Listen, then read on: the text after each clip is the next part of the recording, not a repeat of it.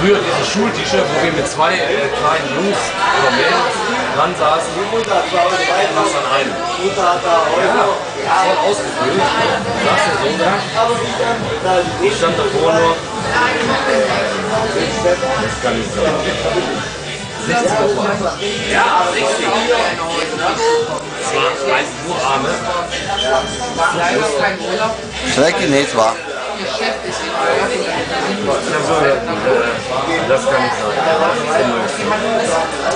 In der Police ist einer von denen, er sitzt jetzt in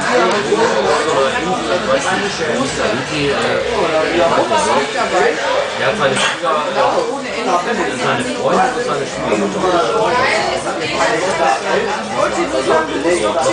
Wenn man das sieht, was an Fleisch sitzt, Ich finde es schön. ja, ich finde es auch gut. Wenn meine Frau Schwiegermutter ist schlecht. Das liegt aber, ich finde, das finde ich so gut für die Mädels. Ich sag einfach mal, das Mittelmaß ist okay. Alles, was drüber ist, ist schwer. Aber so, das Mittelmaß finde ich schön. Das ist gut.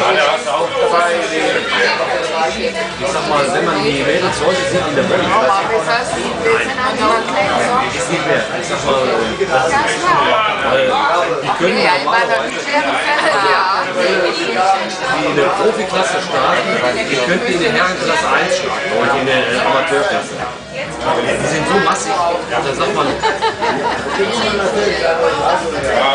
wenn man jetzt auf die Kiesel geht, nächstes Jahr. Rudolf.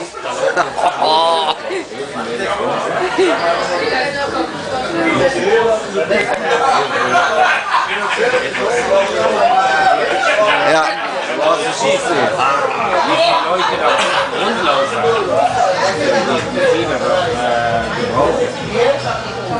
Nicht normal. Kann man da mal einer bei uns von euch allen? Ja, ist gut, mach mal. Zurück. Also eigentlich kaum in Ordnung, Wie sieht das aus?